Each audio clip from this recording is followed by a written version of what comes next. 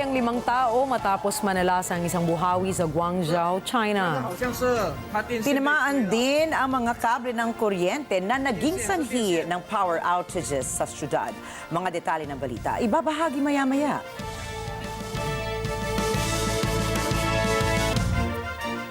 Magandang gabi, ako po si Ricky Matay. At ako si Nina Richie Alagaw Flores. Ito ang Mata ng Agila International. At para naman sa mga headlines ngayong Lunes ng gabi. Department of Transportation pinanindigan ang pagpapatupad ng public utility vehicle modernization. Pilipinas tutuloy sa negosasyon para sa free trade agreement sa Amerika. Ilang lungsod sa Amerika nagdeklara ng state of emergency matapos daanan ng malakas na buhawi. Elon Musk nakipagkita kay Chinese Premier Li Qiang sa Beijing. And nag-anunsyo ng bagong solo album si RM ng BTS.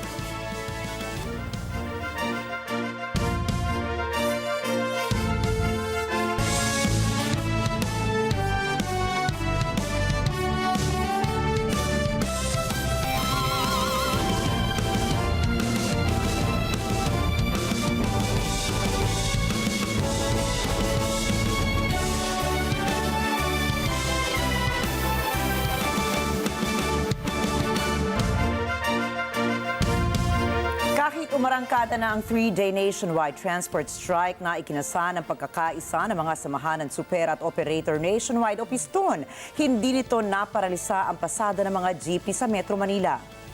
Patuloy kasi ang pamamasada ng mga pampublikong sasakyan sa kahabaan ng Commonwealth Avenue malapit sa Litex. Gayun din ay tuloy pa rin ang mga pasada ng mga jeepney na may biyaheng Navotas, Caloocan at direkto sa Maynila. Pero ilang pasahero lamang ang napaulat na bahagyang nahirapang sumakay ng jeep kaninang 6 a.m. sa bahaging Baclaran dyan sa Parañaque. Ayon sa ilang jeepney drivers, hindi sila lalahok sa nasabing transport strike dahil sa mas importante sa kanila ang kumita kaysa magkilos protesta. Wala pa ring naiulat na mga pasaherong na-stranded. Nasa 50 jeepney drivers na miyembro ng piston na nagparada ng kanilang sasakyan sa bahagi ng Service Road ng Rojas Boulevard bilang paglahok sa kilos protesta. Samantala, nakamonitor ang police personnel ng Southern Police District para tsakin ang kaayusan sa isinasagawang transport strike. Sinuspindi naman ng Department of Education o DepEd ang face-to-face classes sa mga pampublikong paaralan sa buong bansa. Bunsod na matinding init at umiiral na tigil pasada ng mga transport groups ngayong Lunes, April 29 at bukas po, April 30. Sa advisory ng DepEd, hindi rin required na pumasok sa kani-kanila mga paaralan ng teaching at non-teaching personnel sa mga public schools. Inanunsyo ito ng DepEd kasunod ang forecast ng pag-asa na papalo ng hanggang 51 degrees Celsius ang heat index sa maraming lugar sa bansa ngayong araw. Idinahilan din ng DepEd ang ikinasang 3-day nationwide transport strike ng piston bilang protesta sa Public Utility Vehicle Modernization Program at April 30 deadline para sa consolidation ng jeepney franchises.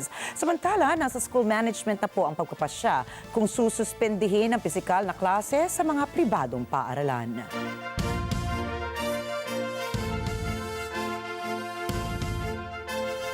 Nanindigan naman ang Department of Transportation na magpapatuloy ang implementasyon ng PUV Modernization Program o PUVMP habang hinihintay ang desisyon ng Korte Suprema sa petisyon ng piston na humiling na itigil ang nasabing programa. Ipinahayag ito ni DOTR Undersecretary Andy Ortega 2 araw bago matapos ang application period para sa pagkonsolida ng mga individual na operator ng PUV upang bumuo ng mga cooperative o korporasyon sa April 30. Sagutin rin ito ng ahensya sa kamakailang pagsumite ng petisyon para sa Temporary Restraining Order o TRO laban sa PUVMP ng Transport Group na piston sa Korte Suprema. Nauna nang sinabi ng Korte na kanilang pinag-aaralan at nasa deliberasyon pa ang mga petisyon ng transport groups. Ang layunin ng PUVMP ay palitan ang mga jeepney ng mga sasakyan na may hindi bababa sa Euro 4 compliant na makina upang mabawasan ang polusyon at mapalitan ang mga PUV sa bansa na hindi naaayon sa pamantayan ng kalsada. Asahan naman po ang rollback sa presyo ng produktong petrolyo bukas. Ayon sa advisories ng oil companies, ibababa ang presyo ng kada litro ng gasolina sa 25 centavos. 45 centavos naman ang asahang magiging tapis sa presyo ng kada litro ng diesel, habang ang kerosene ay nasa 90 centavos ang bawas sa kada litro. Last week po, nagpatupad ang mga kumpanya ng langis ng mix adjustments sa mga produktong petrolyo. Sinabi ng Metropolitan Water Works and Sewerage System o MWSS na kahit na may pagbaba sa antas ng tubig sa Angat Dam, dulot ng El Nino, sapat pa rin daw ang supply ng tubig para sa mga pangangailangan ng mga consumer. Ayon kay MWSS spokesperson Patrick James Dizon, sa ngayon, kayang-kaya pa ng Angat Dam na matugunan ang pangailangan ng mga consumer nang hindi kinakailangang magkaroon ng pila balde sa kalye tulad ng nangyari noong 2019. Sa kasalukuyan, araw-araw na binabantayan ng ahensya ang antas ng tubig sa Angat Dam. Base sa State Weather Bureau, ang antas ng tubig sa Angat Dam ay nasa 188.45 meters ngayong Lunes, April 29, at mas mababa kumpara sa 188.81 meters noong April 28. Sinabi ni Dizon ang minimum operating level ng Angat Dam ay nasa 180 meters habang ang critical level naman nito ay 160 meters. Samantalang MWSS kasamang Maynilad at Manila Water ay nagpapatupad na ng mga hakbang para mapabuti ang sitwasyon dulot ng El Nino. Kabilang dito ang pagtatayo ng karagdagang mga planta ng tubig sa Rizal at rehabilitasyon ng higit sa 100 na deep wells na maaaring gamitin kung kinakailangan. Ipinahayag naman ng Commission on Elections o COMELEC na at full speed na sila sa isinasagawang preparasyon upang matiyak ang smooth at uninterrupted na timeline ng 2025 national and local elections. Paliwanag ng COMELEC, kapag hindi nasunod ang timeline ay maaantala ang automated election sa susunod na taon. Sinabi ng COMELEC na nasimulan na ang manufacturing ng mga automated counting machines ng South Korean firm Miro Systems. Umaasa ang ahensya na sa darating na Agosto ay makakapag-deliver na ang kumpanya ng nasa 20,000 units at estimated na 110,000 machines bago matapos ang Disyembre ngayong taon. Nitong Marso, nagpirmahan ng 17.99 billion contract ang COMELEC at Miro Systems para sa lease ng automated election system para sa darating na eleksyon sa 2025. Kasama na rito ang mga automated counting machines, ballot boxes, laptops at iba pang mga peripherals. Patuloy naman ang mga operasyon ng mga otoridad upang matukoy ang mga may-ari ng mga parcel na naglalaman ng iligal na droga sa NAIA. Sa kasalukuyan, natuklasan ng mga otoridad ang tinatayang may 2 milyong pisong halaga ng kush at cannabis oil na nakatago sa loob ng 70 vape pens. Ang mga ito ay nadiskubre matapos ang canine inspection ng isang inabandonang inbound parcel noong April 26. Idineklara ang mga parcel mula sa US at Canada bilang car seat covers, mga customized na coffee mugs at mga libro. Ngunit sa pagbukas ng mga ito, natuklasan ng mga otoridad ang mga illegal na droga na nakatago sa loob ng vape pens. Sa ngayon, ang mga parcel ay nasa pangangalaga ng PIDEA Laboratory Service sa Quezon City at ang NAIA ay naglulunsad na ng investigasyon upang matukoy ang mga consignee ng mga nasabing parcels. Naninindigan ang gobyerno ng Pilipinas na hindi ito aatras sa kanilang plano na magkaroon ng free trade agreement sa United States of America o USA.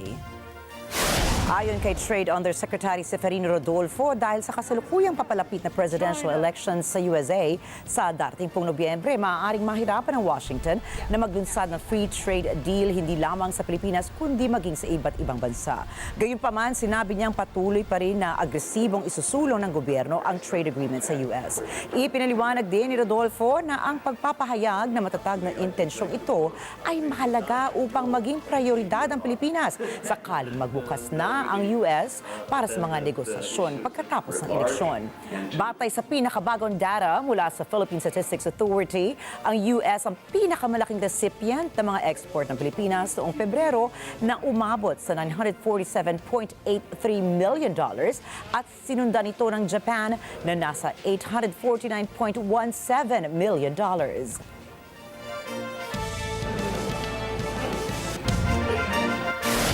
Susunod, UN hinikayat ang international community na tulungan ang Pilipinas. China lumulubog sa baha. At Oklahoma nilagay sa state of emergency. Detalye ng mga balita sa pagbabalik na mata ng Agila International.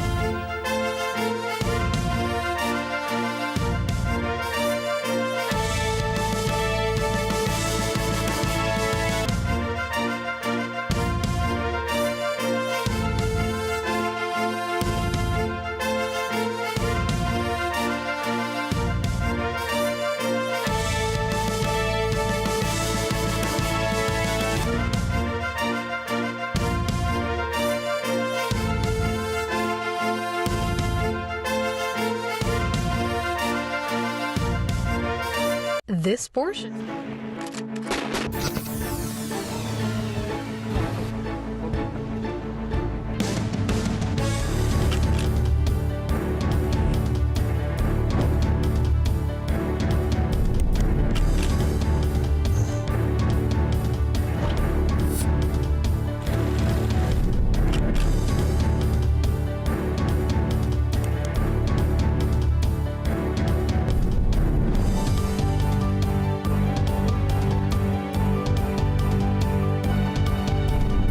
Open for business with Cesar Vallejos every Sunday, 9 p.m. Let's get together. Sunday 25. Sunday 25. Bawat minuto na binibigay, ang bawat trabaho may kanya-kanyang husay.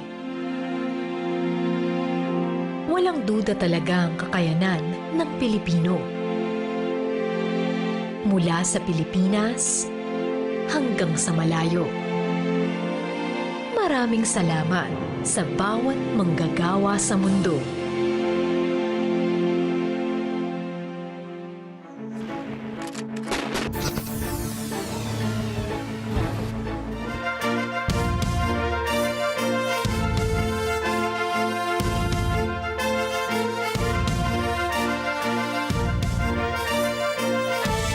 Pinaalalahanan ng Department of Education at DepEd ang mga paaralan na maaari nilang suspindihan ang mga on-site classes at sa halip ay ipatupad ang distance modular learning sa panahon ng natural disasters. Itinuturing ng isang natural disaster ang matinding init at ang iba pang human-induced hazards, lalo na't panahon ng El Nino. Ang memorandum ay inilabas isang buwan matapos na 83 mag-aaral sa Cabuyao, Laguna ang naospital dahil sa heat stroke o heat exhaustion bunsod ng isinagawang unannounced fire drill sa isang paaralan doon. Ayon sa pag-asa, ang temperatura ng hangin o relative air temperature na sumusukat kung gaano kainit o kalamig ang hangin ay walang kakayahang masukat ng eksakto ang init na nararamdaman ng isang tao. Ito ay mas tamang na itataya kung isasama ang datos ng alinsangan o ang relative humidity tinatawag. Sinusukat ng heat index ang apparent temperature na nararamdaman ng katawan ng tao dahil sa hangin at humidity. Kilala rin ang heat index sa iba pang katawagan katulad ng apparent temperature o kaya ay damang init. Naitala ng pag-asa mga sumusunod na temperatura ng hangin at mga heat index sa ilang bahagi ng Metro Manila noong April 26. Pinapayuhan ng pag-asa ang mga naninirahan sa mga lugar na may heat index sa pagitan ng 32 at 41 degrees Celsius na pairali ng iba yung pag-iingat dahil ang pagkakabilad sa init ay maaaring humantong sa pamumulikat at pagkahapo o kaya ay heat exhaustion. Ang heat index ay ginagamit upang matukoy kung gaano kainit na gayang ang kayang indahin ng isang tao bago ito ituring na mapanganib na sa katawan at sa kalusugan. Nagbabala sa isang health advisory ng Department of Health o DOH tungkol sa mas mataas na posibilidad na magdulot ng mga sakit gaya ng nganyang heat cramps at heat stroke kapag ang heat index ay pumalo sa matinding antas. Sa relative heat index na 27 hanggang 32 degrees Celsius ay posibleng mabilis hapuin ang isang tao kapag nabilad ng matagal sa araw o kaya'y nagsagawa ng physical activity. Sa 32 degrees naman hanggang 41 degrees Celsius ay posibleng magkaroon ng heat exhaustion o heat cramps habang ang continuous physical activity ay posible nang makadulot ng heat stroke. Sa 41 to 54 degrees Celsius naman, higit ng mataas ang posibilidad para sa heat exhaustion o heat stroke at ang prolonged exposure o tuluyang pagkabilad ay maaari na ngang maging dahilan ng heat stroke.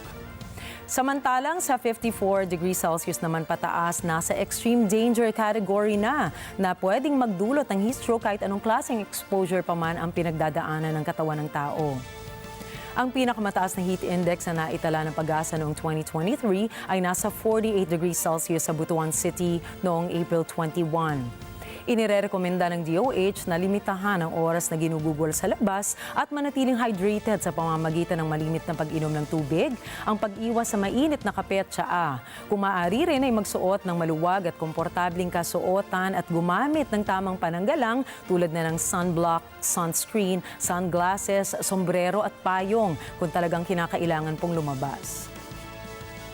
Binalaan din ng DOH ang publiko na maging listo at palagi nakabantay para sa mga palatandaan at sintomas ng mga sumusunod na sakit na nauugnay sa matinding tag-init, tulad na nga ng malubhang pagkauhaw, ang panghihina, matinding hilo o kaya pagkahimatay, general anxiety at nadadalas na migraine. Kung hindi agad malutasan ay maaaring lumala mga ito at mag-develop na nga sa heat stroke. Malalaman ang sintomas ng heat stroke kapag ang nasabing tao o kahit hayop man ay nagpapakita na o nagtataglay ng mataas na core temperature sa lampas o nalampas sa 40 degrees Celsius o 104 degrees Fahrenheit, pagtaas ng heart rate na maaring magresulta sa pagtaas ng blood pressure, pagdedeliryo, yung tinatawag ng delirium sa Ingles, o sa mga pinakamatitinding kaso naman ay maaari na ngang magresulta sa kumbulsyon, pagkawala ng malay o coma. Kapag napag-alaman naman na dumaranas ng heat stroke ang isang tao, ay agad na ilipat siya sa isang malilim na lugar, tanggalin ang pananamit, basain ang tao o kahit pahayop at itapat sa electric fan o kaya aircon para sa dagli ang ginhawa, maglagay ng ice pack o yelo sa masaselang bahagi ng katawan na madalas uminit katulad na nga ng mga paa, ng mga kamay, bandang kilikili at bandang singit o kaya sa groin area po. Kung maaari rin ay mainam na tumawag na ng ambulansya o isugod na ang tao o alagang hayop sa pinakamalapit pong ospital. Sa iba pang balita, umapela na ang United Nations sa international community na tumulong sa Pilipinas sa harap ng kasalukuyang seryosong tagtuyot dulot ng isa sa pinakamatitinding El Nino sa kasaysayan ng bansa. Inihayag ng mga lokal na opisyal ng UN na mahigit sa 1.4 million na katao sa Pilipinas ang naaapektuhan ng dry spell, kung saan inaasahang mas mababa sa karaniwang harvest ang magiging resulta. Ayon kay UN Assistant Secretary General Rina Gelani, na bumisita sa bansa, ipinakita ng Pilipinas ang kahalagahan ng agarang pagkilos bago pa man dumating ang kalamidad. Dahil sa karaniwang pagdating ng matinding aftershocks or climate shocks, mahalaga ang pagpapalakas ng suporta upang mapalakas ang kakayahan ng mga komunidad na harapin ang mga kalamidad. Batay po sa UN, ang Pilipinas ay isa sa mga bansang pinakamadalas na naaapektuhan ng kalamidad at labis na maaaring maapektuhan ng pagbabago sa klima. Simula noong taong 1990, nagdulot ang mga kalamidad ng $23 billion na damages sa bansa. Sinabi naman ni UN Resident and Humanitarian Coordinator sa Pilipinas na si Gustavo Gonzales na kanilang isinasaplano na ang teknikal na tulong para sa bansa sa gitna ng patuloy na init ng panahon. Ang panawagan ng UN ay bunsod ng paglobo ng pinsala sa sektor ng agrikultura sa Pilipinas na umaabot na sa 4.3 billion pesos dahil sa matinding tagtuyot at kakulangan ng ulan. Samantala, halos kalahati ng mga pangunahing lungsod sa China ay mabilis na lumulubog. 29% ng populasyon sa China o 270 milyong katao ang apektado dahil sa paninirahan sa mga lungsod na lumulubog. Yan ang lumabas na datos sa inilathalang pag-aaral ng journal Science. Babala ng mga researchers, mas mabilis ang paglubog ng mga lupa sa China dahil sa human activities. Itinuturo nilang pangunahing dahilan ng paglubog ng mga lupa ay ang rampant groundwater extraction. Nalalagayan nila sa panganibang milyon-milyong Chinese dahil sa mas mabilis at patuloy na pagbomba ng tubig sa mga underground aquifers. Naging mas malala pa ang rampant groundwater extraction dahil sa pagbabago ng panahon na dulot ng tagtuyot. Paliwanag ng mga researchers, ang labis na pagbomba ng tubig ay nakapagpapababa ng water table na siyang nagiging sanhi ng paglubog ng ilalim ng lupa. Lumulubog din nila ang lupa dahil sa patuloy na pagbigat ng mga lungsod na tinatayuan ng mga gusali at iba pang establishmento. Sa paglipas ng panahon, ang mga naipon na sediments at bigat ng mga gusali ang siyang tumutulak upang lumubog ang mga nasabing lupa. Dagdag pa ng research team, ang epekto ng paglubog ng lupa ay mas malala pa sa mga coastal areas ng China dahil sa tumataas na level ng tubig. Kabilang na nga dito mga lungsod ng Tianjin, Shanghai at mga lugar sa paligid ng Guangzhou. Ang paglubog ng lupa at pagtaas ng level ng tubig sa mga nasabing lugar ay nagbibigay daan sa labis na pagbaha na tiyak na magpapahamak sa mga tao, sa kanilang mga lupain at iba pang ari-arian. Binanggit din sa pag-aaral na gumagawa na ng paraan ng gobyerno ng China upang solusyonan ang paglubog ng kanilang mga lungsod. Kabilang na nga rito ang pagpapatupad ng mahigit na batas o mahigpit na batas upang makontrol ang pagbomba ng tubig sa ilalim ng lupa. Samantala, 12 na buhawi ang gumulantang sa ilang mga lungsod sa Estados Unidos itong weekend mula Biyernes hanggang Sabado. 2 katao po ang naiulat na nasawi. Angie de Guzman para sa report. Isang kakaibang bilang na malalakas na buhawi ang sumalanta sa iba't ibang bahagi ng Oklahoma at ng Great Plains. Isang maliit na bayan doon ang naiulat na tinamaan ng 2 magkahiwalay na buhawi sa loob lamang ng ilang oras. Ayon sa US National Weather Service, matapos dumaan ang 78 buhawi sa Nebraska at Iowa noong Biyernes, mahiwalay na weather system noong Sabado ang nagdala ng 35 ulat ng buhawi mula sa Texas hanggang Missouri. 2 katao kabilang na ang 4 na buwang gulang na sanggol ang namatay sa Holdenville, Oklahoma.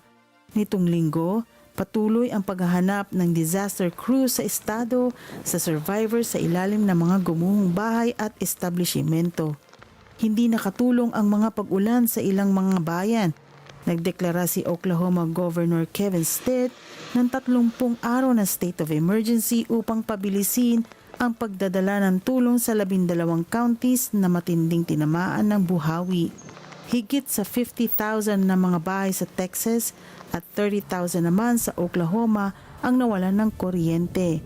Nagbabala rin ang meteorologists ng pagpapatuloy na matinding panahon, kabilang na ang biglaang pagbaha, pag-ulan ng yelo at karagdagang buhawi. NJ de Guzman para sa mata ng Agila International, trusted, connected, on point. Nagpatibay ang Russia ng tagumpay kamakailan sa labanan sa Ukraine at patuloy nitong sinusubukang sumalakay sa mga linya ng depensa ng Kyiv bago dumating ang inaasahang military aid mula sa Estados Unidos. Noong linggo, umusad ang mga tropa ng Russia malapit sa lungsod ng Avdiivka at sumakop ng 2 villages at pinalawak ang isang makitid na koridor sa paligid ng bukid ng Ocheretin. Inilarawan ng mga opisyal ng Ukraine ang sitwasyon sa rehiyon ng Donbas bilang napakahirap kung saan ang Russia ay nagpapatuloy sa mga atake sa maraming front. Ang labanan sa Ocheretin ay sumunod sa isang biglaang atake ng Russia na nagbigay daan sa mga combat units nito na makaiwas sa network ng mga trinchera ng Ukraine at magtakda ng isang bagong frontline. Mula noon, sinakop nila mga kalapit na baryo na Solovyove at Novokalniove na patuloy na sinusubukang itulak ang kanilang posisyon patungong kanluran. Gayunpaman, sinabi ng Eastern Command ng Ukraine na ang kanilang mga puwersa pa rin ang may kontrol sa 2/3 ng Ocheretin. Sa Global Economic Summit na dinaluhan ng mga tagapag-ugnay ng mga bansa, sinabi ng Foreign Minister ng Saudi na binigo ng mundo ang Gaza. Binigyan din ito ang panawagang magtayo ng Palestinian State. JC Yumol para sa report. Sa unang araw ng Saudi-hosted World Economic Forum, sinabi ni Foreign Minister Prince Faisal bin Farhan na ang sitwasyon sa Gaza ay hindi may tatangging sakuna sa bawat anggulo. Aniya, ito ay dahil sa kawalang kakayahang tumugon sa crisis ng sistemang politikal. Gaza obviously is a catastrophe by every measure. Humanitarian, but also a complete failing of the existing political system to deal with that crisis. Dagdag ni Bin Farhan, ang tugon upang wag nang dumaan ang mundo sa ganitong crisis sa hinaharap ay ang pagtatag ng Palestinian state. We in the region are not going to focus only on solving the crisis of the moment. We're going to look at how we can solve the bigger problem in the context of Gaza, that is a real commitment to a two-state solution. That is a credible, irreversible path to a Palestinian state. That's the only reasonable and credible solution that guarantees us from not having to come back to this same situation 2, 3, 4 years down the line. Dinetalya rin ni Bin Farhan kung gaano katagal ang gugugulin upang maibalik sa dati ang Gaza at kung saan dadalhin ng ilang milyong Palestinian na ngayon ay wala ng mga tahanan. Reconstruction. There's a UN report out just very recently that says that just to remove the rubble will take 15 years. Reconstruction, possibly up to 30 years. So this idea that we can talk about half measures and to discuss, well, where are the 2.5 million people of Gaza going to go without addressing how we make sure that something like this doesn't happen again, I think that's patently ridiculous.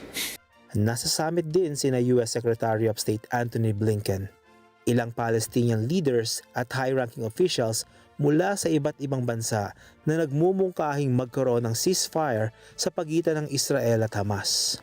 Pahayag naman ni Palestinian President Mahmoud Abbas na tanging ang Estados Unidos lang ang bansang may kakayahang pigilan ng Israel na atakihin ang bayan ng Rafah sa katimugang Gaza. Umapela ito sa US na kumbinsihin ng Israel na tigilan ang Rafah operation. Babala nito na ang pag-ataking ito ay maaari maging pinakapatinding disaster sa kaysaysayan ng Palestine. JC Yumul para sa Mata ng Agila International, trusted, connected, on point. Sa Gaza naman, nagprotesta ang ilang mga estudyante laban sa pagkakahinto ng mga ito sa pag-aaral dahil sa giyerang nagaganap doon. Nagpasalamat rin sila sa mga suportang nakukuha mula sa mga estudyante ng US universities na ngayon ay patuloy na nagrarally naman para sa Gaza. Narito ang report ni Jeff Sanidad. Hinaing ng mga estudyanteng Palestino na nagrarally sa Rafah na itayong muli ang kanilang gumuho at mga nagsarang mga paaralan at universidad. Sa kasalukuyan, may 620,000 na mga mag-aaral ang nahinto sa pag-aaral dahil sa karahasang nagaganap ngayon sa Gaza dulot ng laban ng Israel at Hamas. Sinabi rin ng mga estudyante nagproprotesta na ngayon ay nasa isang paaralang ginawang shelter sa Rafah na nagpapasalamat sila sa mga pro-Palestinian protest na kasalukuyang nagaganap sa mga universidad sa Estados Unidos. Anila, kahit sa maliit na bagay ay malaking tulong ang pakikipagkaisa ng protesting US universities sa mga taga-Gaza. Dagdag pa ng mga estudyanteng Palestino na ang mga pag-aalsa ngayon sa Estados Unidos para sa kanila ay nagbibigay ng pag-asa para sa kanilang kinabukasan at sa karapatang makapag-aral. Samantala, sa US, nagpahayag ang White House na kinakailangang manatiling mapayapa ang mga protesta sa mga universidad. Ito ay matapos umaresto ng may 275 demonstrador ang US Police sa 4 na magkakahiwalay na campuses. Jeff Sanidad para sa Mata ng Agila International. Trusted, connected, on point. Babala naman po sa susunod na mga imaheng inyong makikita. Sa Ohio, USA, mapapanood sa body footage ng isang pulis ang panghuhuli nito sa isang lalaki na panay ang sigaw ng "I cannot breathe" o "hindi ako makahinga" habang siya ay pinupusasan. Patay ang lalaki matapos ang insidente. Narito ang detalye mula kay May Fanwez Zaragoza. Iniimbestigahan ngayon ang pagkamatay ni Frank Tyson sa Ohio matapos itong hulihin ng pulis sa isang establishmento doon. Sa body cam footage ng Canton Police Department sa Ohio, ang 53 taong gulang na si Tyson ay maririnig na nagsasabing "I can't breathe" o "hindi ako makahinga." Paulit-ulit na sinasabi ito ni Tyson habang siya ay nakadapa at pinoposasan ng pulis sa likod. Makikita rin sa body cam na tila nakatukod ang isang tuhod ng pulis sa likod ni Tyson. Sinusuri ngayon ng Ohio Bureau of Investigation ang kanyang pagkamatay. Mayfan Zaragoza para sa Mata ng Agila International. Trusted, connected, on point. Susunod, photo spot sa Mount Fuji haharangan na dahil sa mga pasaway na turista. Tech mogul Elon Musk nagsagawa ng official visit sa China. At si Kevin Durant at ang Phoenix Suns laglag na sa NBA playoffs. Ang iba pang mga detalye sa pagbabalik po ng Mata ng Agila International.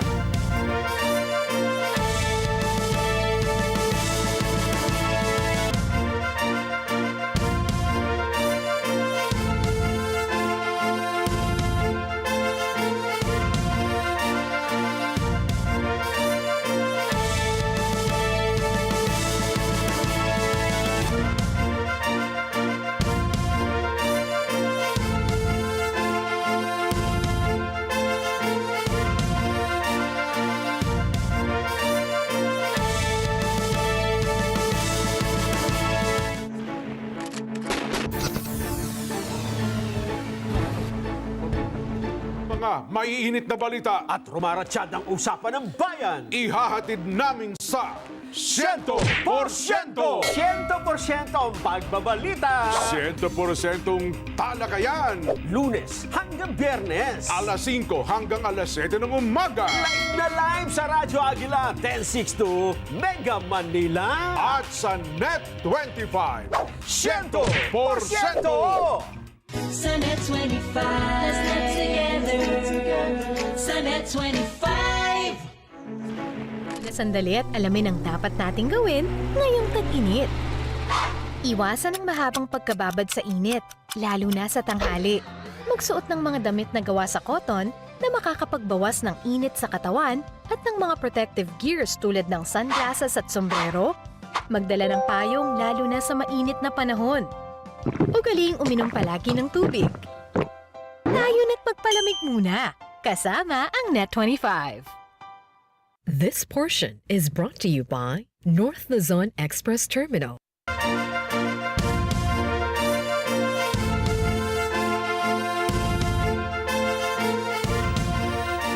Nagbabalik ang Mata ng Agila International.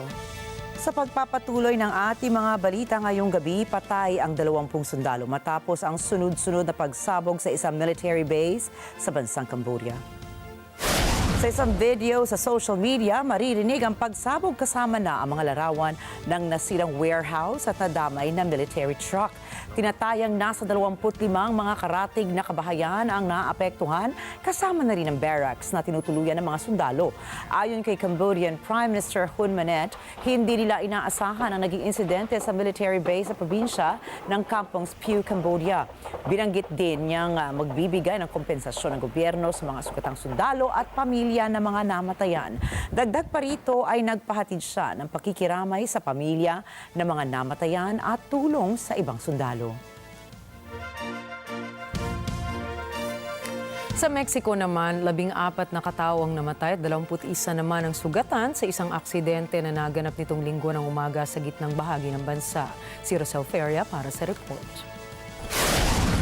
Ayon sa Security Secretary ng distrito, na nangyari ang aksidente nang tumagilid ang isang pampasaherong bus sa highway ng Capulin-Chalma.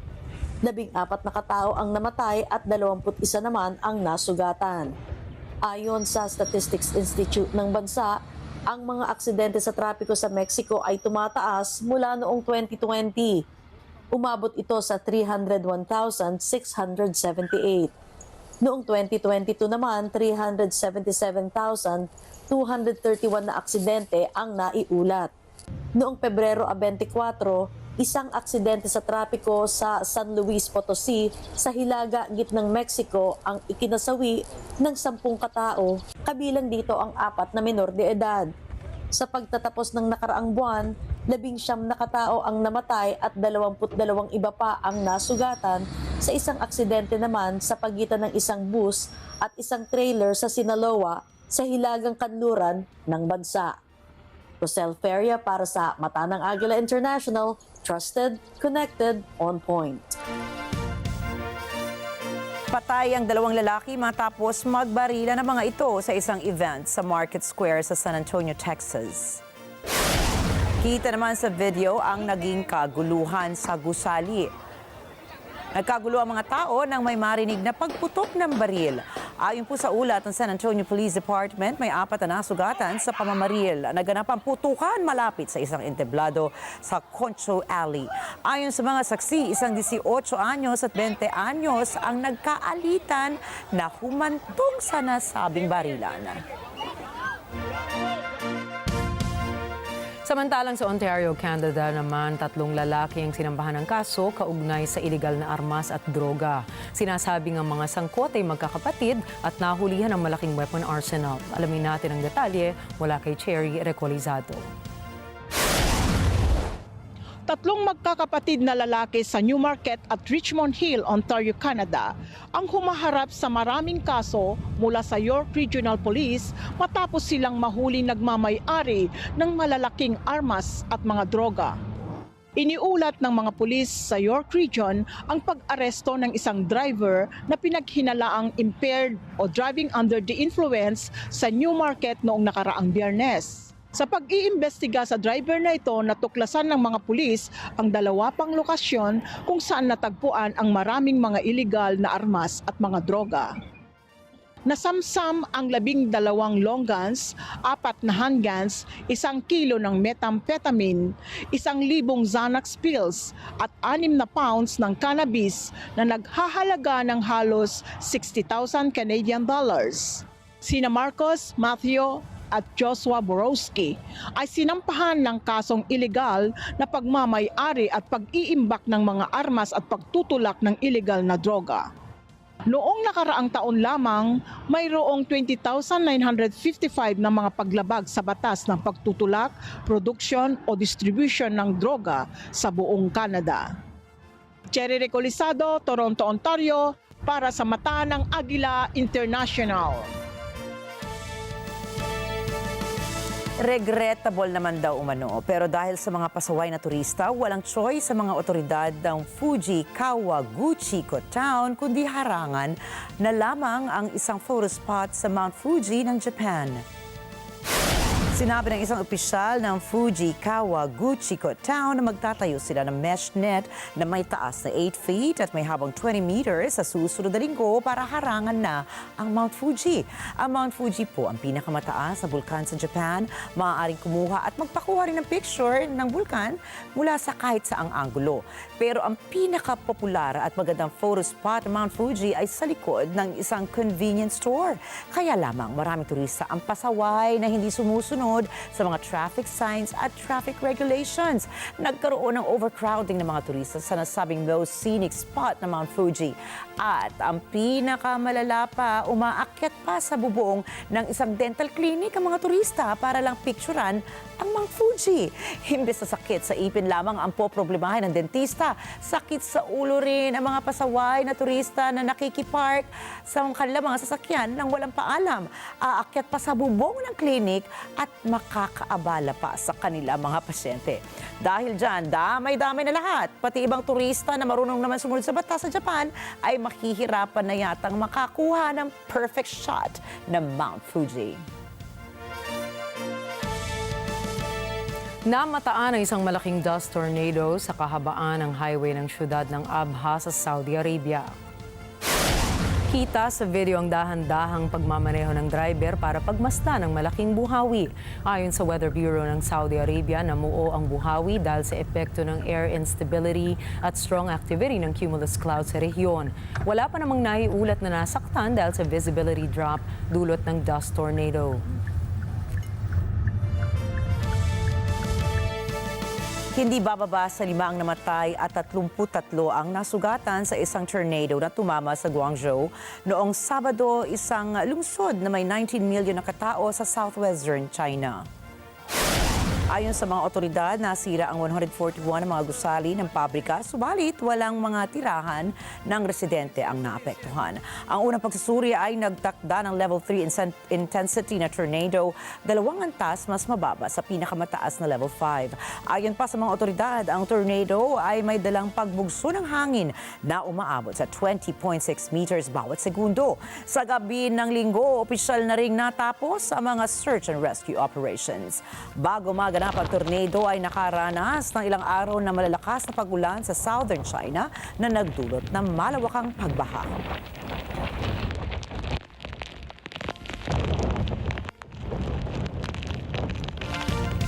Gumalang nasa 4 na zebra sa kahabaan ng Interstate 90 matapos makawala sa isang trailer sa Washington State. Ayon sa driver ng sasakyan, nakatakdang i-deliver ang mga zebra sa Montana. Tumulong ang animal control specialist para mahuli ang mga nasabing zebra. Ligtas at nasa mabuting kalagayan naman ang mga hayop ayon sa Washington State Patrol. Tiniyak ng Washington State Department of Transportation na hindi nagdulot ng lane closures ang naging insidente. Samantala, hindi pa tukoy ang sanhi ng pagkawala ng mga zebra sa trailer. At makikita po sa video ang pag-alis ng lalaki sa isang 8 feet na buhaya sa kahabaan ng Jacksonville Road sa Florida, USA. Nakilala ang lalaki bilang si licensed Florida alligator trapper Mike Dragich, aka the Blue Collar Crawler. Nakaharang at nanggugulo kasi sa daan ng buhaya, kaya tumawag ang sheriff's office kay Dragich. Dumiretso agad si Dragich sa lugar kahit nasa gitna siya ng isang hockey match. Wala namang dalang gamit si Dragich upang hulihin ang hayop, pero bilang tawag ng tungkulin ay mano-mano na lamang niya itong nahinuli. Sinakyan ni Dragich ang buhaya at unti-unti nitong binusalan gamit ng duct tape sa kabinuhat papaalis. Nagpasalamat naman ang komunidad ng Jacksonville sa agarang pagresponde ni Dragich.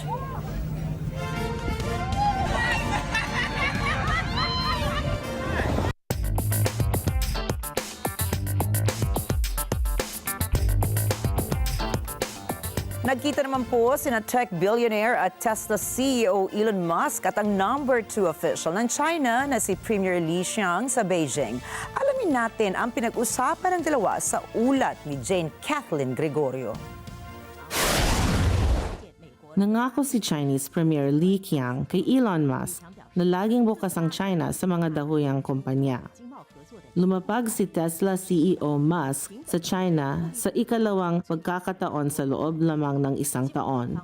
Si Musk ay isa sa pinakamayamang tao sa globo, samantalang ang China naman ang pinakamalaking market para sa electric vehicles ng mundo. Ayon sa CCTV, nangako si Li na tutulong ang China sa mga dahuyang kumpanya. Dagdag pa nito, magbibigay ang Beijing ng mas kaaya-ayang business environment sa dahuyang mga kumpanya upang pumayapa ang mundo sa pag-i-invest sa China. Ayon sa mga ulat, nagpahayag si Musk na bukas ang Tesla sa pagpalalim pa ng kooperasyon nito sa China upang makakuha ng sinasabing win-win results. Jane Kathleen Gregorio para sa Mata ng Agila International. Trusted, connected, on point. Naibenta ng 85 million pesos ang gintong relo na pagmamayari ni John Jacob Astor, ang pinakamayamang pasahero ng Titanic. Itinuturing din ng business community si John Jacob bilang isa sa mga pinakamayayaman sa buong mundo noong 1912. Sinabi ng auctioneers Henry Aldridge and Son, may naka-engrave na JJA sa relo ni John Jacob at isang US buyer ang nakabili nito. Isa si John Jacob sa mga nakasakay sa barkong Titanic noong 1912. Pero nasawi siya pagkatapos niyang tulungan ang asawa niyang si Madeleine na buntis noon na makasakay sa isang lifeboat. Sinasabi rin ng ilang ulat na ibinigay ni John Jacob ang kanyang upuan sa lifeboat para iligtas ang dalawang bata. Natagpuan ang labi ni John Jacob sa karagatan 1 linggo matapos ang trahedya ng Titanic. Ayon sa retrieval team, suot ni John Jacob ang kanyang gintong relo.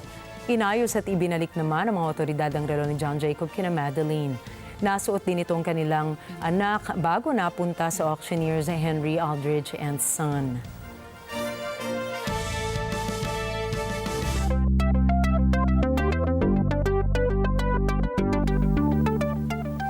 Ipinahayag ng military spy agency ng Ukraine na KOR na binlock ng Telegram messaging platform ang official bots ng Kyiv.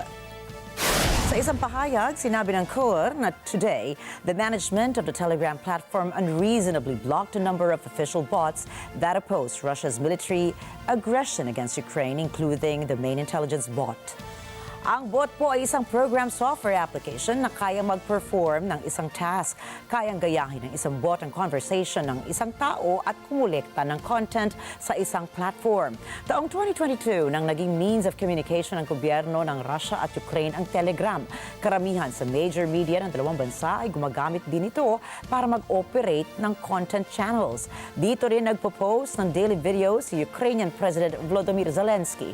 Ang Telegram ang natagpuan ni Pavel Durov, isang Ruso na umalis sa Russia taong 2014 matapos tanggihan ang demand na i-shutdown ang opposition communities sa isa pang social media platform na kanyang ipinagbili sa iba.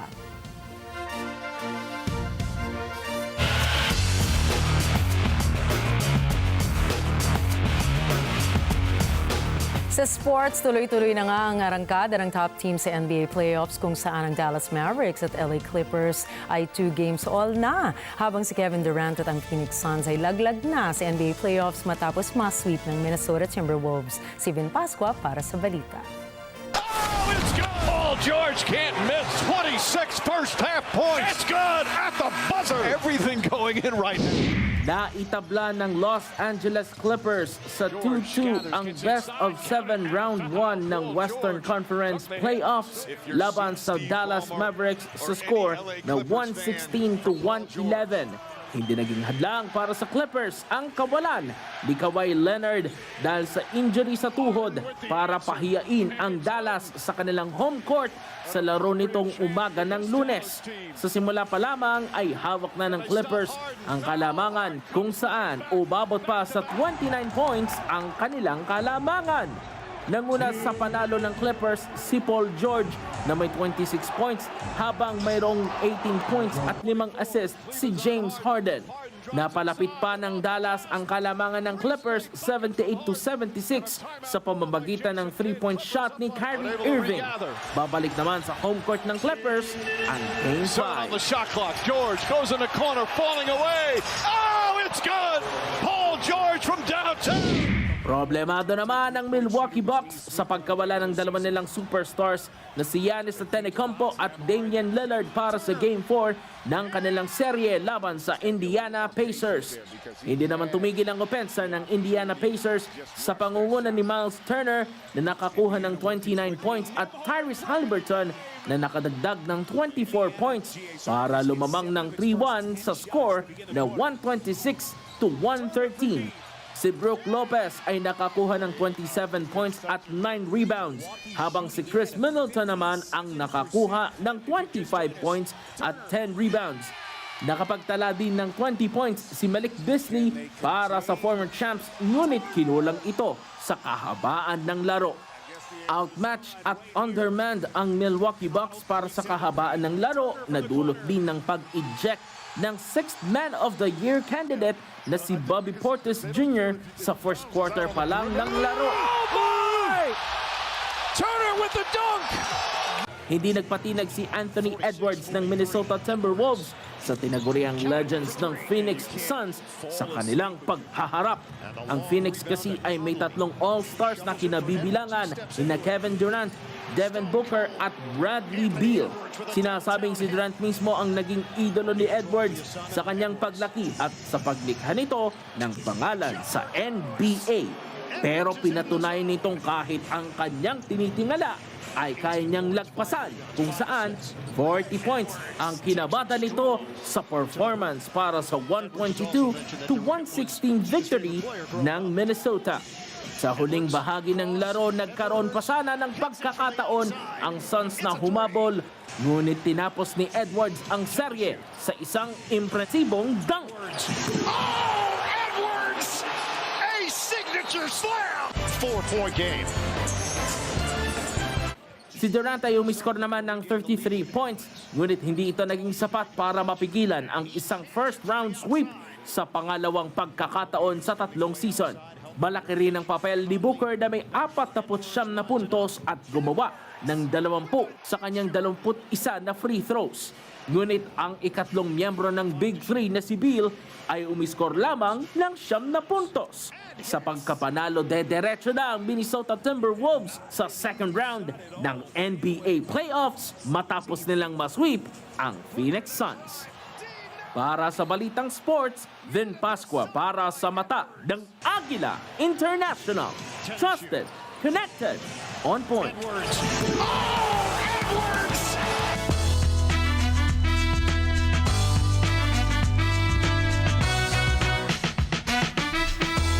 At good news man po para sa mga ARMY dahil inanunsyo na ng isa sa mga miyembro ng BTS na si RM ang kanyang pangalawang solo album na Right Place, Wrong Person.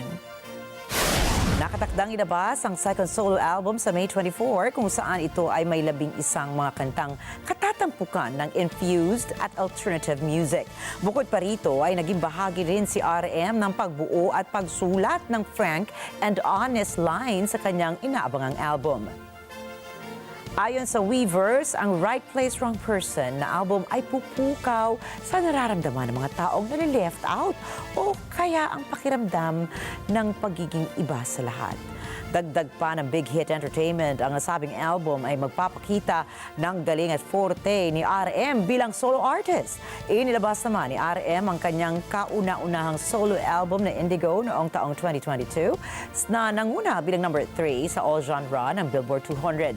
Samantala, kinukumpleto ngayon ng mga miyembro ng BTS na sina Jin, Suga, J-Hope, RM, Jimin, V at Jungkook ang kanilang mandatory military services sa South Korea at nangako sa kanilang mga fans na muling babalik ng buo sa taong 2025.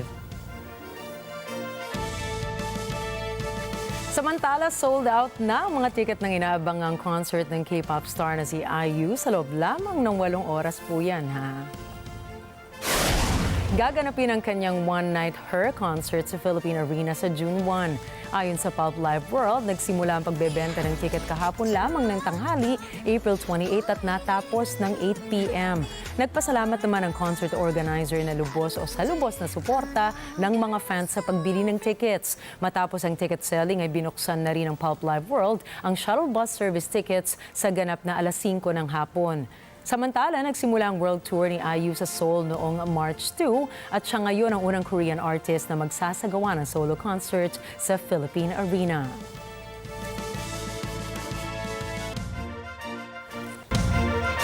Susunod, ang Baguette King ng France, pinakilala na. Ang Emperor ng Japan bibisita sa King of England. At tabangan ang iba pang mga istorya pagdating ni Alma Angeles at ng Net25 World News.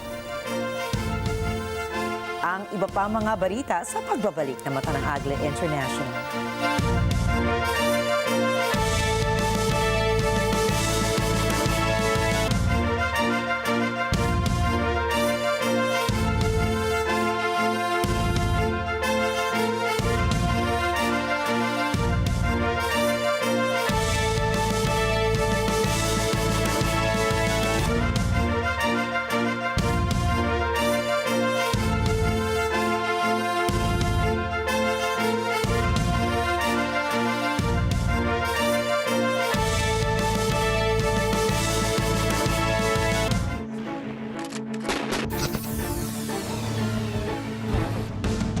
Matatag ang paninindigan. Matapang sa pagresponde. Matapat sa paglilingkod. Batikang tagapagbalita. Mata natin sa balitaan.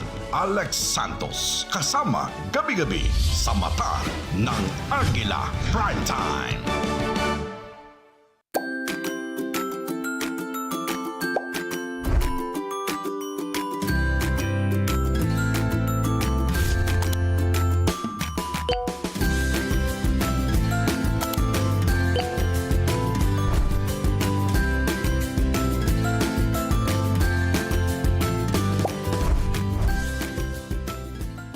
Kwento ng inspirasyon. Life is too short i-enjoy natin hanggat kaya. Kasi pag wala na tayo, wala na enjoyment. Mga kwentong puno ng kasiyahan. Ang inyong agahan at papremyo, sagot na namin yan. Sa bawat barangay na pupuntahan, Lahat ng yan at marami pang iba, ibibita ang bawat barangay. makisaya na sa Love Tony Pet and Everything! Lunes hanggang Biyernes, Alas 7 ng umaga, dito lang sa Net 25, kabarangay nyo! Wow! Lilipat ako! Lilipat ako! Let's get together. Sunday 25. Sunday 25.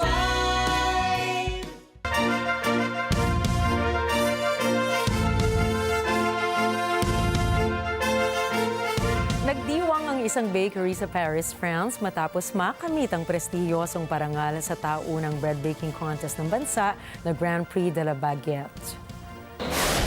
Tinalo ng French baker na si Xavier Netry ang mahigit sa 170 mga kalahok sa kompetisyon kung saan nakamit niya ang titulo na King of the Crusty Baguette. Lubos ang pasasalamat ni Netry sa kanyang pagkapanalo kasama ang Utopia Bakery kung saan siya nagtatrabaho bilang isang head baker. Ang tagumpay na ito ay dahilan upang sila ang maging opisyal na one-year supplier ng tinapay para sa Élysée Palace, ang opisyal na tahanan ni French President Emmanuel Macron. Dagdag pa sa parangal na ito, kanila ring napanalunan ng cash prize na 4,000 euros o halos 250,000 pesos po yan. Ako, ang laki. Nagbase ang mga judges sa lasa, hitsura, texture, airiness at baking quality para sa nanalong baguette. Ang mga hindi naman nakain ng mga tinapay ay ipinamigay po sa mga homeless. Ipinahayag ni Netry ang sikreto sa kanyang matagumpay na 25 taon bilang isang panadero ng baguette ay ang magandang sourdough starter, mahabang fermentation process, maingat na pagluluto at syempre pa ang kanyang passion at love for baking. Inanunsyo naman ni na King Charles at Queen Camilla na darating si Japanese Emperor Naruhito sa United Kingdom. Kasama ni Emperor Naruhito ang asawa nitong si Empress Masako. Ang state visit ng Japanese royals ay mangyayari ngayong Hunyo. Nauna nang napaulat na makikipagpulong si Emperor Naruhito kay British Prime Minister Rishi Sunak. Sila sabi rin na bibisita si Emperor Naruhito sa Oxford University kung saan pareho sila nag-aral ni Empress Masako.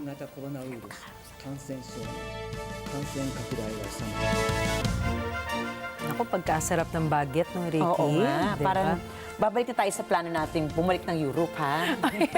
Parang pag ganun-ganun tayo. Diba? Gusto natin, ayaw na natin. Gusto Kasi ang dami natin, ayaw naging na natin. restrictions last week na balita, di ba? Sa Italy, di ba? Ang dami pinagbawal. Saka naman excited ka matikman yung tunay na authentic na pizza. Tsaka ice cream, gelato, di ba? Oo. Pero ngayon, pag punta naman natin sa France, hanapin natin si Netry. Hanapin natin si Xavier Oo, na... pero sana hindi siya magtaas ng presyo kasi syempre he will be baking already for the king. Tama, pero naman 25 Or the years president, of I'm sorry. experience. Oo, diba? Parang medyo may presyo na siguro si Sir. Paano ba Netry? ina-address pag ganun? O, tawagin na lang natin siya sa kanyang first name na Xavier.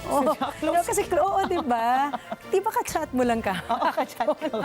Sana all, no, na ganun ka-close kay ganyang masarap siyang mag-bake ng baguette. Oo, talaga, iyan yung ilagay natin sa ating wishlist, Nina. Oo, ayan. Siyempre, matanang international tayo. Magbabalita rin tayo mula sa France one of these days. Diba? Humahaba yung ating wish list, Meron pa tayong Spain. May dagdag bawas naman tayo. Dahil hindi tayo pwedeng kumain ng gelato ng madaling araw. Alam mo naman tayo dito. Sana pag time na pumunta tayo, ibalik na sa pwede na uli after midnight. Diba? Oo, kaya yung mga turista na ngayon, summer vacation, di ba? Maraming mga magta-travel. Parang yan sa Mount Fuji ngayon, nabalita natin kanina. Dahil po sa ilang pasaway na turista, nadadama yung iba. Ngayon, tinakpan na po sa Japan yung tourist spot kung saan pinakamagandang kumuha ng photo mula sa anggulo po ng Mount Fuji. Dahil yan sa mga turista pasaway. Kaya po tayo, kung sana tayo ay mag-travel, di ba parang yung nangyari sa Italy nga, dahil pasaway yung ibang mga turista doon na maiingay daw past midnight, sinarado din yung kalsadang iyon para sa mga turista. So sana po, we'll always be responsible. Pero tandaan natin, bago po tayo mag-travel sa ibang bansa, marami tayong pwedeng mapasyalan dito sa Pilipinas. So, ngayon malapit na ang isa pang holiday, Nina, di ba? May magbabakasyon ulit. Yes. So, bago po yan, ano kanina naman ang balita ni Miss Alma Angeles? Alam mo na, kaugnay na mga itong pinag-uusapan natin, ano? Oo, pero tandaan, narito po kami ni Nina para maghatid ng balita sa amang dako na mundo. Muli, ako po si Ricky Matay. At ako naman po, si Nina Richie Alagaw Flores. Ito ang Mata ng Agila International. Para sa mga balitang nangyayari sa iba't ibang panig ng mundo, punta naman tayo kay Alma Angeles para sa Net 25 World News. Take it away, Alma.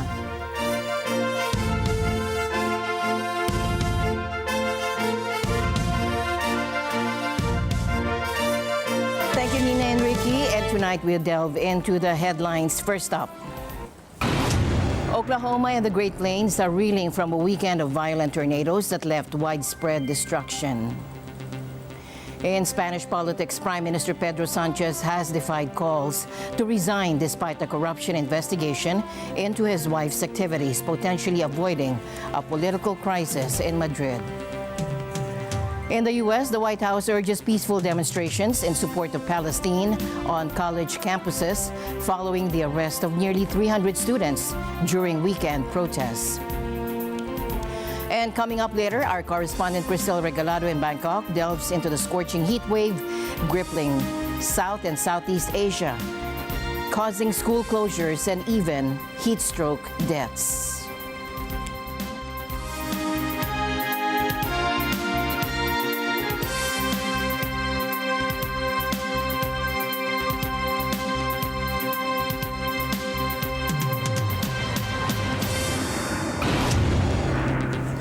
A series of violent tornadoes has slammed Oklahoma and the Great Plains this weekend, leaving a path of destruction in its wake. Mark Castillo has the latest on the devastation and the region's struggle to recover. The severe weather began Friday when U.S. authorities reported 78 tornadoes, mostly in Nebraska and Iowa. A separate weather system Saturday brought 35 tornado reports from northern Texas and Oklahoma to Missouri. The storms dumped up to 18 centimeters of rain in some places within hours. Meteorologists warned of continuing danger of extreme weather Sunday, including flash flooding, hail, and more tornadoes. Oklahoma Governor Kevin Stitt says 4 people have been confirmed dead across the state. Look at that. Stitt has declared a 30-day state of emergency to expedite aid to 12 of the hardest-hit counties. He adds he has been in contact with federal authorities for assistance. Just praying for Oklahomans. I'll be visiting touring the storm damage here in Sulphur and Holdenville later on today. Just praying for Oklahomans. Just declared a emergency disaster so we can get all the help that those communities need. A man in Iowa injured in a tornado Friday later died in the hospital. Tens of thousands of homes in Texas and Oklahoma were without power as of Sunday afternoon. The region is known for the frequency and the power of the tornadoes that rumble through every spring.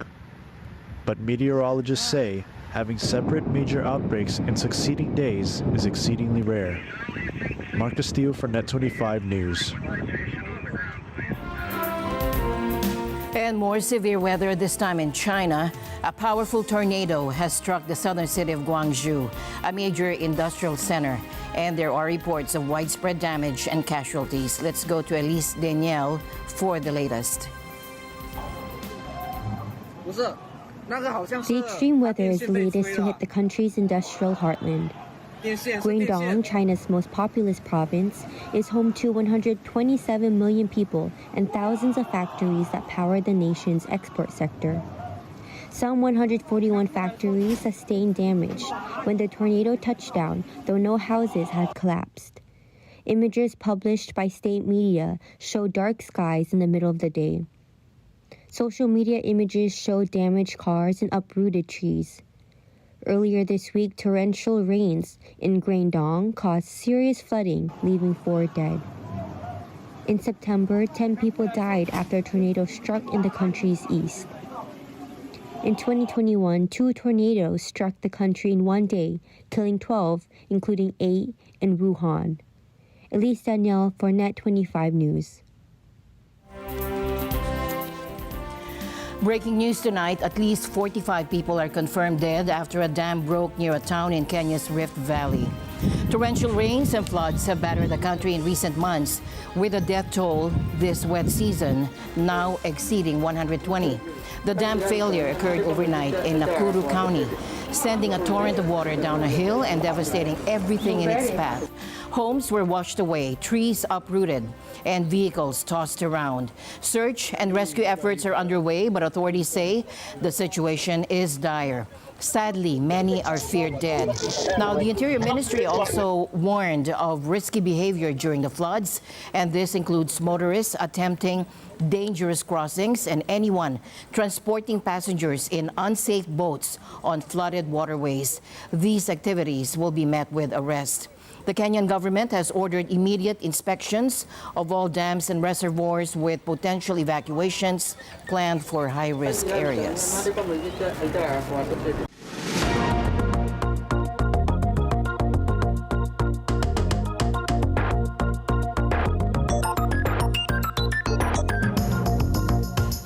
Now imagine schools closing, people seeking refuge in malls, and even heat stroke fatalities.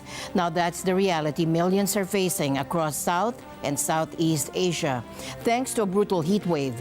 To understand the severity of this situation firsthand, let's turn to our correspondent in Bangkok, Cristel Regalado.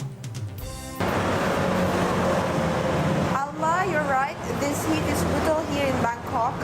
Scorching temperatures have gripped South and Southeast Asia for the past week, with some areas reaching a scorching 45 degrees Celsius, or that is equivalent to 113 degrees Fahrenheit.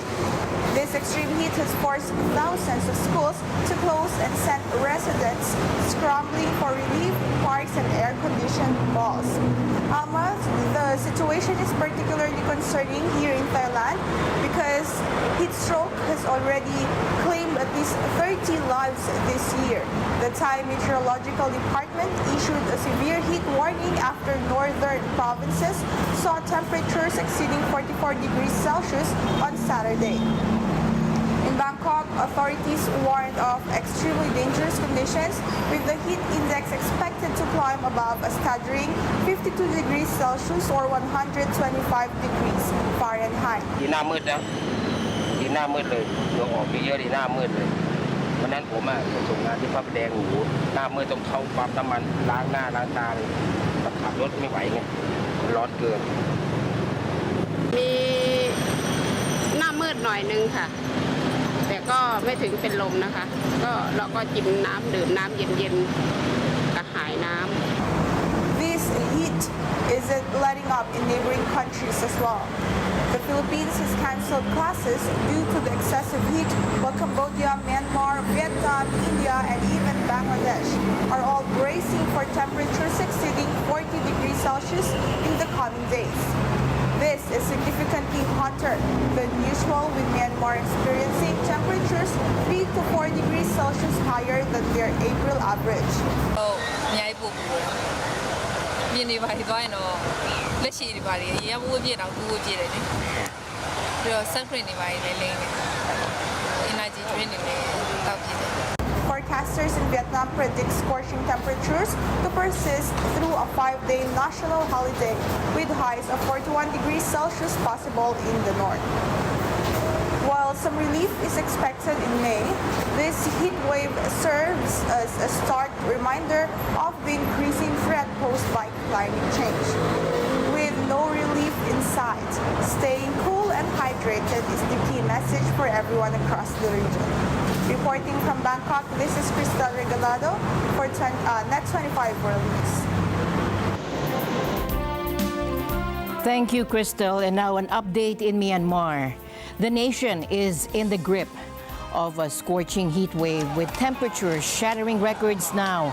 Now, on Sunday, the town of Chok in central Myanmar's Magway region sweltered under the hottest April temperature ever recorded in the country, a staggering 48.2 degrees Celsius or 118.76 Fahrenheit. Now, this shatters all previous April records since measurements began a whopping 56 years ago. A volcano on the island of Halmahera in eastern Indonesia erupted on Sunday morning, spewing an ash tower more than 2 miles into the sky. Now, the eruption lasted over 3 minutes, and the ash tower 3.5 kilometers above the peak of Mount Ibu, according to Axel Roro, an official at Mount Ibu's monitoring post. While no evacuation order was issued, officials urged residents and tourists to stay at least 2 kilometers away from the crater and to wear face masks and glasses when venturing outside. Now, the alert level for the 1,325-meter volcano remained at a 2 on the 4-tiered system. Indonesia, which sits on the Pacific Ring of Fire, frequently experiences seismic and volcanic activity. And now to the Middle East. Hamas's armed faction has released a video showcasing 2 individuals held captive in Gaza, both alive, and appealing to Israeli authorities to negotiate the release of all remaining hostages. Take a look. Identified by the Hostages and Missing Families Forum, the captives are Keith Siegel and Omri Meran, seized during a Hamas attack in southern Israel last October. Siegel holds U.S. citizenship. This release follows another video by Hamas 3 days prior featuring hostage Hirsch Goldberg Poland. Now, the footage portrays Siegel and Meran speaking under apparent duress. Now, Meran, 47, describes his 202-day captivity as dire, urging for a swift and safe resolution. Meanwhile, public reaction in Tel Aviv indicates a mix of hope and skepticism regarding Hamas's intentions. I think that Hamas is signaling that they are willing for a deal, and they are trying to pressure the Israeli government and also the public. I don't think this has enough pressure on Netanyahu or sufficient pressure on Netanyahu as other things may influence him. So I'm sure it creates some kind of pressure, but I don't think this is the one that is going to tilt the decision one way or the other. It's very, very sad and heartbreaking. It's very, very sad and heartbreaking. My heart breaks for us, for the hostages. More talks are set for this week in an attempt to get a ceasefire in Gaza, and U.S. President Joe Biden spoke with Israeli Prime Minister Benjamin Netanyahu by phone on Sunday. Meanwhile, at the Global Economic Summit, Saudi Arabia made a powerful statement highlighting the failure of the world to address the Gaza crisis. Thomas I. Likeness reports. Some quick takeaways from the Biden-Netanyahu phone call. The White House says the 2 allies reviewed ongoing talks to secure the release of hostages, together with an immediate ceasefire in Gaza. They also touched on the need to increase deliveries of humanitarian aid into the troubled area. And Biden again cautioned Netanyahu about launching an assault on Rafah. U.S. Secretary of State Antony Blinken is back in the air again, winging his way to the Middle East for a series of stops in Saudi Arabia, Jordan, and Israel. Meanwhile, delegates at a special meeting of the World Economic Forum held in Saudi Arabia on the weekend also weighed in on the conflict. Saudi Foreign Minister Faisal bin Farhan says the international community has failed Gaza. The situation in Gaza obviously is a catastrophe by every measure. Humanitarian, but also a complete failing of the existing political system to deal with that crisis. Bin Farhan says they have to look beyond solving the crisis of the moment. Thinking long-term, he says a 2-state solution is the only way to settle things. Bin Farhan says without a Palestinian state, this conflict will continue to reoccur. That's the only reasonable and credible solution that guarantees us from not having to come back to this same situation 2, 3, 4 years down the line. After more than 6 months of continual airstrikes, there's not a lot of infrastructure still standing in Gaza. Bin Farhan says it could take decades to make it livable again. There's a UN report out just very recently that says that just to remove the rubble will take 15 years. Reconstruction, possibly up to 30 years. And while this talk and the negotiations planned for later this week continue, so do the airstrikes, and so does the humanitarian crisis. Protests abound worldwide, most of them pro-Palestinian. They're the most intense at American colleges and universities. These institutions now resemble the campuses of the late 1960s, when anti-Vietnam War demonstrations prevailed And those rallies often became violent and destructive, and sometimes deadly. Hopefully, we don't see a repeat of that. Back to that World Economic Forum for a moment. Saudi Finance Minister Mohammed Al Jadden had this advice for delegates. I think cool-headed countries and leaders and people need to prevail. And you need to make sure that you actually de-escalate. And this advice should apply not only to world leaders, but to the protesters as well. Thomas I. Likeness, Net 25 World News. Meanwhile, the White House is urging for peaceful demonstrations on college campuses in support of Palestine. And this follows the arrests of nearly 300 students across several universities over the weekend. And that peaceful protest was met with outrageous, excessive force, not only from the Emory Police, but from the Atlanta Police Department. What happened yesterday was terrible. It was traumatic. We watched our students being hurt right in front of us. And the university has put us as staff and as faculty in a terrible position to have to protect our students because they are putting them in danger. The university is putting their own students in danger. I'm here in solidarity of Israel, supporting Israel, telling everyone that they need to release the hostages and just making sure that the people in the Palestine protests understand that there are UT students that are Israeli, that do believe that Israel is on the right side of things, and for just a broader understanding by the other side. Now, National Security Council spokesperson John Kirby emphasized their support for peaceful protests. However, they strongly condemned any anti-Semitic language violence or hate speech.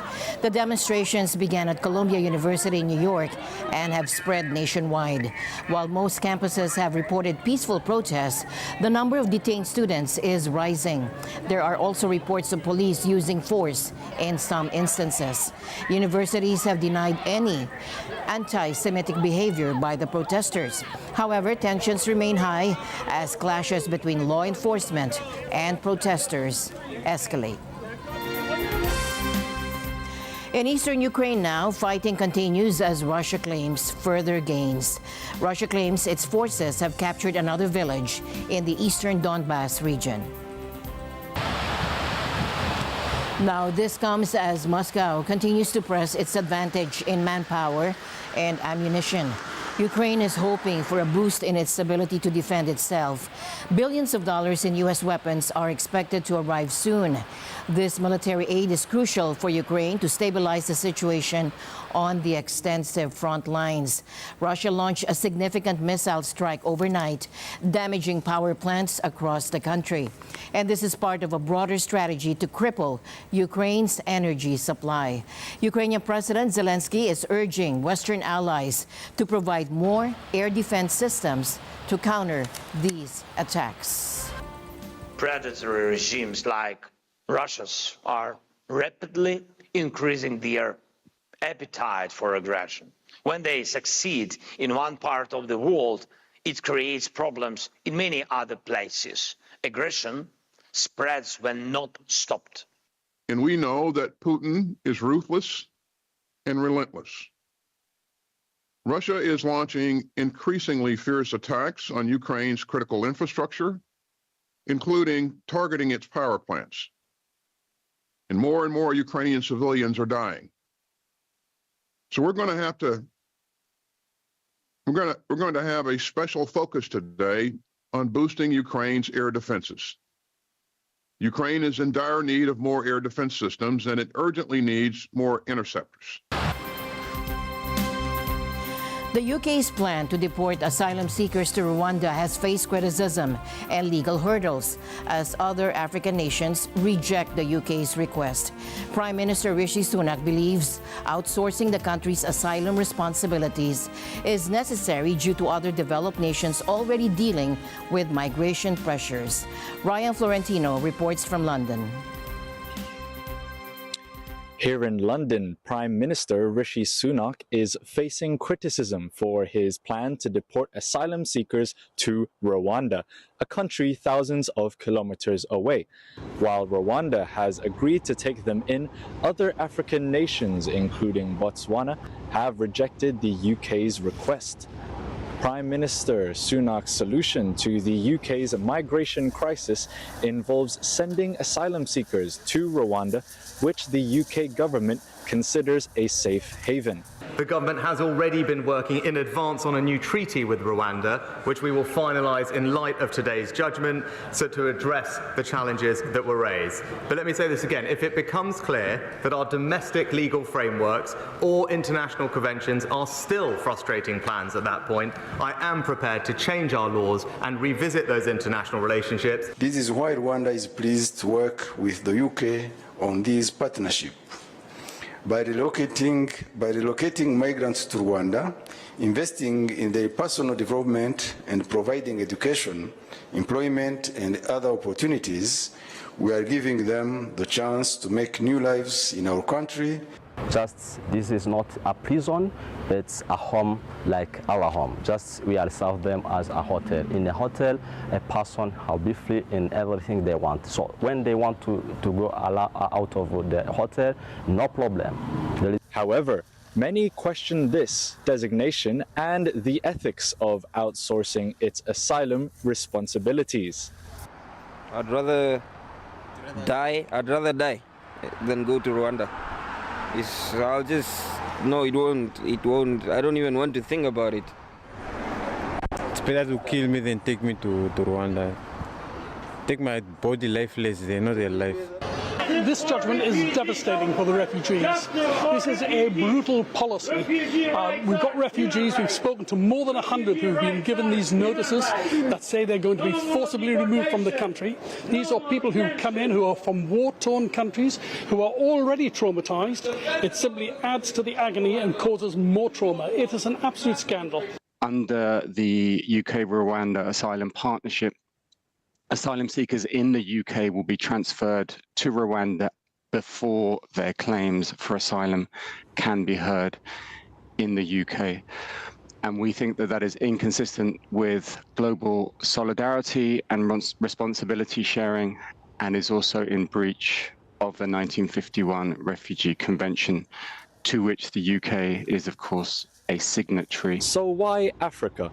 The UK justifies their choice due to the other developed nations already dealing with migration pressures. However, not all African countries are receptive to this plan. Botswana's Foreign Minister Lemogang Kwape recently revealed their rejection of the UK's proposal. They expressed concerns about accepting asylum seekers without knowing their long-term fate and cited their own immigration challenges as a factor.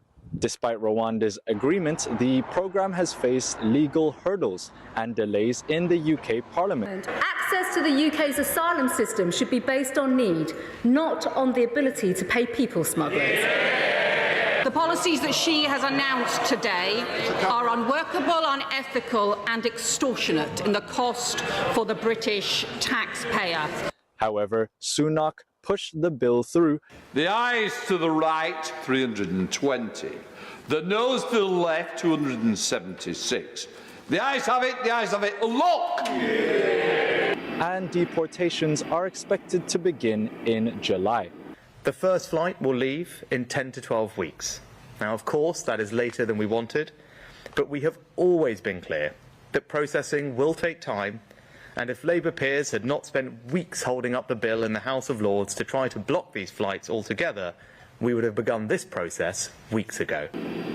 Sunak reportedly intends to expand the program beyond Rwanda. The UK has explored similar deals with countries like Ivory Coast and Costa Rica, but faced rejections from Morocco, Tunisia, and others, with several African nations declining. Rwanda may be the UK's only remaining partner in this controversial scheme. The legality and effectiveness of the Rwanda deportation plan remain to be seen.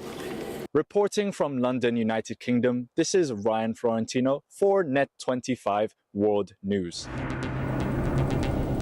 Thank you, Ryan. Meanwhile, to Spain now, the Prime Minister Pedro Sanchez announced just today that he would continue in his position after previously threatening to stand down over what he described as a campaign of political harassment by the right.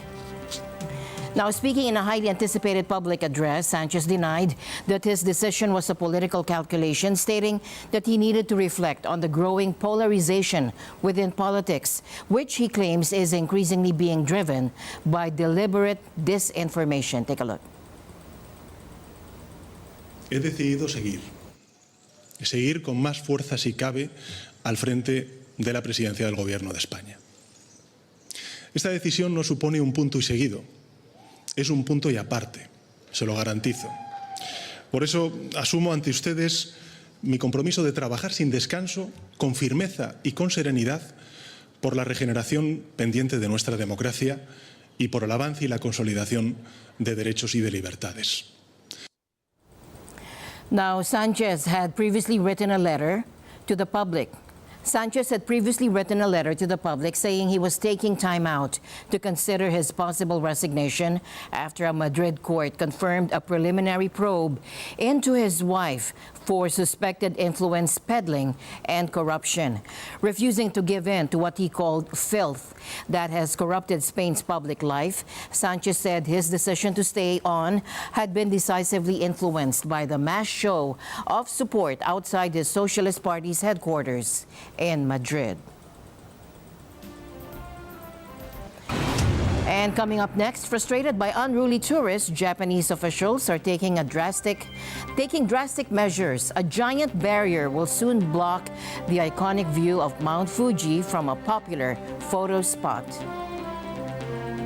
And Van Gogh's hidden gem. Art enthusiasts will enjoy this because Poland is showcasing its long-lost treasure. Their only Van Gogh painting, the rare masterpiece, Country Huts Among Trees, is a hidden gem with a fascinating backstory. Stick around for these stories when we come back.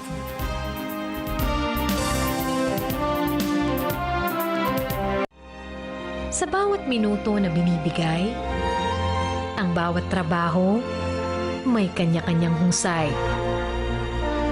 Walang duda talaga ang kakayanan ng Pilipino. Mula sa Pilipinas hanggang sa malayo. Maraming salamat sa bawat manggagawa sa mundo.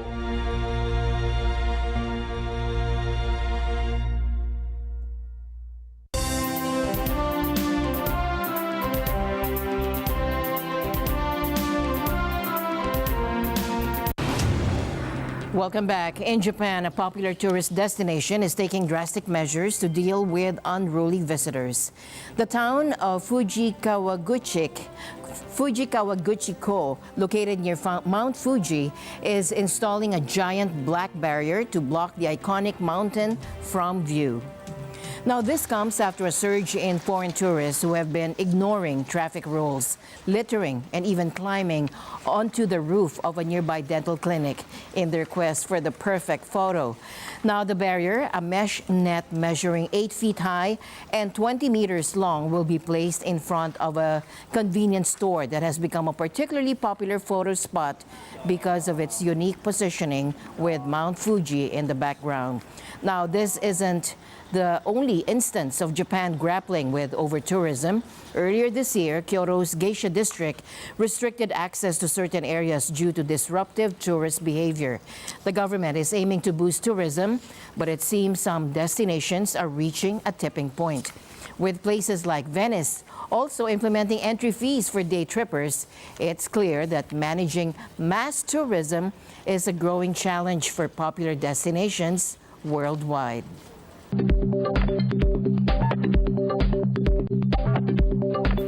Now, art lovers, this is for us. Poland is unveiling a hidden treasure. It's only Van Gogh painting. Now, this rare early masterpiece called Country Huts Among Trees is worth millions now, but believe it or not, it was once practically given away. Take a look. So this isn't just about a beautiful painting. It's a story of hidden talent and a lucky turn of events that saved a piece of art history. Imagine this, a struggling young Van Gogh honing his craft in the Dutch countryside. Country huts among trees dates back to 1883, a time before his iconic swirling skies and vibrant sunflowers. Now, this piece offers a glimpse of the artist in his early stages, a fascinating look at Van Gogh before Van Gogh. But here's the twist. The painting's journey to fame is as captivating as the artwork itself. After Van Gogh left the Netherlands, these early works ended up in a carpenter's attic, eventually dismissed as junk. Thankfully, an art-savvy tailor stepped in, recognizing the true value hidden beneath the grime. Van Gogh, gdy wyjeżdżał z Holandii, nie wiedział, że nigdy nie wróci i całą swoją pracownię zostawił w rodzinnym domu. I ta pracownia najpierw była pod opieką rodziny, ale potem przy kolejnych przeprowadzkach trafiła w ręce stolarza, u którego przeleżała kilkanaście lat na strychu. Między innymi nasz obraz i inne obrazy z tego wczesnego okresu. Ponieważ od tego stolarza część tych obrazów kupił jakiś obnośny sprzedawca, taki handlarz starociami, sprzedawał je za grosze. Dawał, jak ktoś postawił mu piwo, to dawał mu na przykład obraz Van Gogha i w ogóle nie zdawał sobie sprawy, co posiada. I dopiero... Now, these rescued works, including the Polish Van Gogh, eventually found their way to galleries and collectors. And now, country huts among trees take center stage in this special Polish exhibition.